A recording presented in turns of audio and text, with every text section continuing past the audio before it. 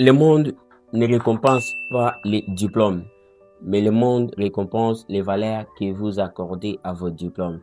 Nous sommes dans une époque où tu peux avoir 10 diplômes, 10 ou plus de 10 diplômes qui sont tellement inutiles dans la société. Alors que quelqu'un d'autre dans le coin peut en avoir seulement un qui est recherché partout dans le monde. Qu'est-ce qui fait la différence? Imaginez deux personnes qui écrivent un livre, mais le livre a le prix différent.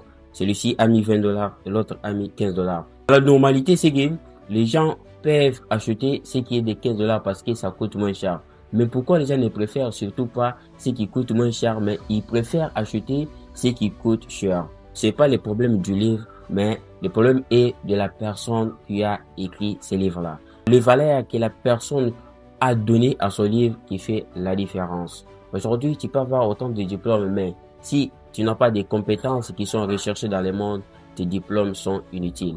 Je n'ai pas dit que les diplômes ne sont pas importants dans la vie. Les diplômes sont tellement importants. Étudier, c'est bien. Moi-même, je suis étudiant. Je cherche des diplômes. Mais les diplômes seuls ne suffisent pas. Il y a certains domaines où les diplômes sont tellement utiles pour avoir des emplois. Comme pour être un médecin, pour être un pharmacien, pour être un ingénieur. La plupart des domaines, les diplômes sont utiles. Mais ce qui fait la différence, c'est que donner de la valeur à vos diplômes. Donner de la valeur à vos diplômes, ce n'est pas chercher des histoires pour emballer les diplômes, ce n'est pas chercher les gros français, ce n'est pas chercher les grandes choses, mais c'est mettre à jour votre tête et c'est important. C'est important. Le problème avec notre système éducatif congolais, c'est que je me demande pourquoi tout le monde, les enfants qui font leurs études au 21e siècle, étudient souvent les mêmes choses que ceux qui ont fait leurs études au 19e siècle. Je me demande quelle est la relation qu'il y a entre les histoires du 19e siècle et les histoires du 21e siècle. Ce que le système éducatif congolais peut faire sur ces points, c'est de faire un effort, de changer les systèmes, de regarder face aux innovations, de changer aussi le système éducatif de notre pays. Pourquoi tout le monde qui vient du 6e retient toujours qui a découvert l'embouchure du Congo? Pourquoi tout le monde qui vient quelque part va toujours te dire la musique est l'art de communiquer la leçon d'une manière agréable à l'oreille? Qu'est-ce qui fait tout ça? Nous sommes déjà dans une période où tout le monde doit faire quelque chose pour mettre à jour leur tête. Tout le monde est obligé de mettre à jour leur tête. Un point commun, c'est que même si le système éducatif ne change pas, on doit quand même voir certains points qu'on peut réviser. On doit quand même voir certains points. Qu'est-ce qu'on peut déjà commencer à apporter aux enfants de le primaire? Qu'est-ce qu'on peut déjà apporter aux enfants pour que, si peut-être ils sont face aux innovations, que les enfants s'adaptent directement, que les enfants s'adaptent très facilement. Qu'est-ce que les systèmes éducatifs congolais peuvent faire sur ce point? C'est très important.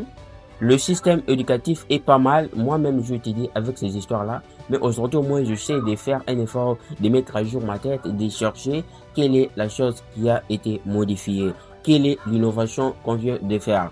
Qu'est-ce que nous pouvons vivre pour arrêter surtout à faire des choses inutiles. Moi-même, là, c'est ce que je suis en train de faire chaque jour. Mais au moins, j'ai étudié aussi la musique et l'art de combiner la leçon d'une manière agréable à l'oreille. La personne qui a découvert la musique du Congo, la personne qui a découvert l'Amérique. J'ai étudié aussi en 1957 la personne qui a découvert la toute première satellite. J'ai étudié aussi ces choses-là. Mais ce ne sont pas tellement alignés avec le rythme que nous sommes en train d'avancer avec. Alors, ce que nous devons faire pour donner de la valeur à nos diplômes, c'est développer la compétence là. J'ai enregistré une vidéo dont je parlais sur ça. Développer la capacité à s'adapter aux innovations. Ce n'est que ça. Si peut-être on commence à développer ces choses, je vous garantis, dans ce pays, tout le monde va voir un changement. Nous restons bloqués parce que nous croyons toujours aux anciennes connaissances. Voilà la compétence à développer pour donner de la valeur à tes diplômes. Parce que le monde ne recherche pas qui a retenu la définition de l'histoire. Le monde recherche la personne qui, face à une situation, comment tu peux résoudre. Tu es dans un environnement où il y a beaucoup de concurrence. Le monde n'a pas besoin de tu commences à nous dire, oui, voilà, la personne qui a découvert, la personne qui a fait, voilà ce que nous devons calculer delta. Le monde n'a pas besoin de tout cela. Le monde a besoin de la personne qui vient face à une concurrence forte. Elle se met et dit, voilà, appliquez ça, cherchez ça, cherchez ça, cherchez ça. Voilà le genre de personnes que le monde a besoin. Si ton diplôme est inutile dans la société, c'est parce que tu n'as jamais développé cette compétence. Fais un effort de mettre à jour ta tête, c'est très important.